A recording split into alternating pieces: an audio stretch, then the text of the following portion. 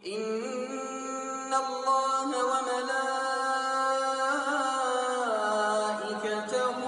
يصلون على النبي يا أيها الذين آمنوا صلوا عليه وسلموا تسليما.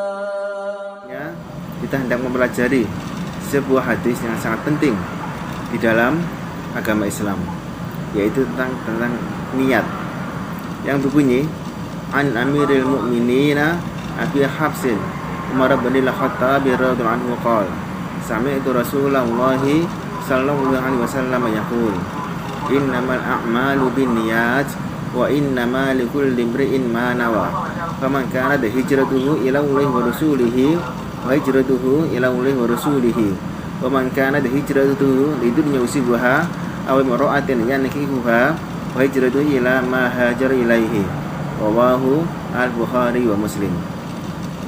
Yang artinya, dari pemimpin Islam Abu Hafs Umar bin Khattab radhiyallahu anhu berkata, aku mendengar Rasulullah Muhammad sallallahu alaihi wasallam bersabda, sesungguhnya amalan itu tergantung pada niatnya, dan sesungguhnya tiap-tiap orang itu akan mendapatkan sesuai dengan apa yang ia niatkan.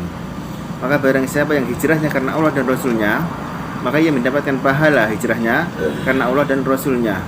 Dan barang siapa yang hijrahnya karena dunia atau wanita yang akan dinikahinya, maka ia mendapatkan pahala sesuai dengan apa yang ia niatkan. Ikhwatifillah, secara singkat 4 faedah kita petik dari hadis yang mulia ini. Yang pertama, perbedaan 2 kalimat yang hampir mirip atau yang diulang, yaitu yang pertama, innamal amalu binniyat, sesungguhnya amalan itu tergantung pada niatnya. Ini terkait dengan pokok amalan. Jadi apakah amalannya itu lillah karena Allah atau li ghairillah karena selain Allah. Yang pertama. Kemudian yang kedua, wa innamal likulli imri'in ma nawa, dan sesungguhnya tiap orang mendapatkan apa yang seperti yang ia niatkan. Ini terkait dengan ganjaran atau pahala yang ia dapatkan, atau terkait dengan jenis-jenis ibadah yang ia lakukan, apakah itu ibadah itu berupa wajib ataukah sunnah, atau membedakan jenis ibadah satu dengan ibadah yang lainnya, atau juga bisa membedakan dengan niat itu, apakah perbuatannya itu bernilai ibadah atau sekedar adat kebiasaan sehari-hari.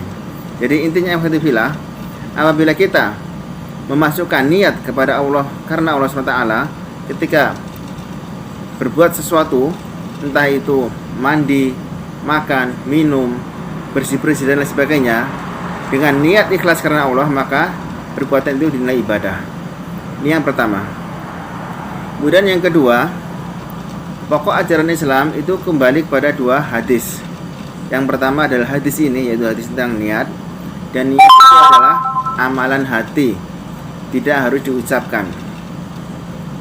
Jika ada yang bertanya, bukankah talbiyah di dalam ibadah haji dan umrah itu berarti niat dilafalkan? Maka jawabannya adalah tidak.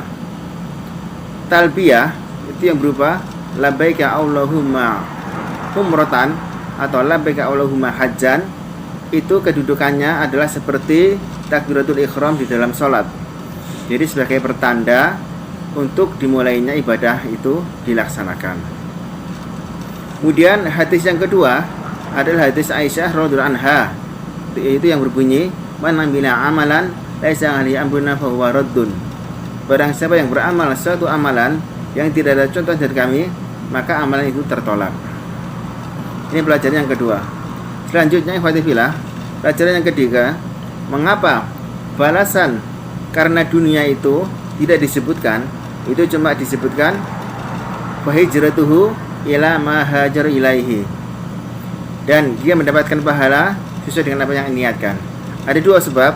Yang pertama adalah untuk mengecilkan dan merendahkan nilai dunia. Pertama. Kemudian yang kedua, untuk mencakup keseluruhan. Karena banyaknya niat-niat karena dunia. Bisa karena harta, bisa karena wanita, bisa karena jabatan, bisa karena pujian, dan lain sebagainya. Berbeda dengan perbuatan yang niatnya karena Allah dan Rasulnya, maka ini adalah satu, tidak berbilang. Ini pelajaran yang ketiga. Selanjutnya pelajaran yang keempat, yang terakhir, yaitu pentingnya ikhlas dan bahayanya riya. Semoga dalam sebuah hadis yang terkenal tentang 3 golongan yang diadili pertama kali, kemudian dilanjutkan dimasukkan ke neraka. Wa ya naudzubillah. Siapakah 3 golongan tersebut wahai ikhwan? Siapa yang tahu? Fadol. Naam, 3 golongan itu adalah mujahid, kemudian alim atau ulama, kemudian dermawan atau yang suka sedekah. Di antara kisahnya, ketika Allah SWT bertanya kepada seseorang mereka, apa yang kau perbuat dengan nikmat-nikmat itu? Maka orang itu menjawab, ta'allamtu ilma wa 'allamtuhu wa qara'tu fikal qur'ana. Aku telah mempelajari ilmu dan mengajarkannya, dan aku membaca Quran karenamu. Maka Allah menjawab, kadzabta, engkau telah dusta. Walakinnaka ta'allamta ilma liyaqala 'alimun wa qara'tal qur'ana liyaqala huwa qari. Engkau dusta, akan tapi engkau belajar akan dikatakan engkau itu alim atau ulama atau ustadz atau kiai, dan engkau membaca Al-Quran akan dikatakan engkau ahli baca Al-Quran. Faqad qila, dan itu telah diucapkan, artinya engkau telah dapatkan di dunia itu pujian, sanjungan, dan sebagainya itu. Maka kemudian diperintahkan kepadanya untuk diseret atas mukanya dan dilemparkan dalam api neraka.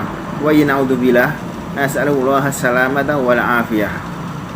Perhatikan ya Fatihillah, dalam hadis ini ternyata niat itu adalah di dalam hati, ya, amalan hati, dan tidak harus diucapkan. Terkadang ucapan manusia yang bagus seperti aku berbuat ini karena ikhlas, karena Allah, aku berbuat ini tidak mengharapkan apa-apa, semua itu adalah ucapan-ucapan yang bagus kita di dunia. Akan tetapi terkadang ucapan bagus itu tidak sama dengan apa yang di dalam hatinya. Ini Fatihillah kajian singkat kita kali ini. Mudah-mudahan Allah SWT menjaga hati-hati kita, jiwa-jiwa kita agar suci, dan kita beramal ikhlas karena Allah SWT. Amin ya rabbal alamin. Allahumma ati nufusana taqwaha wa zakkiha anta khairu man zakkaha anta waliyuha wa maulaha.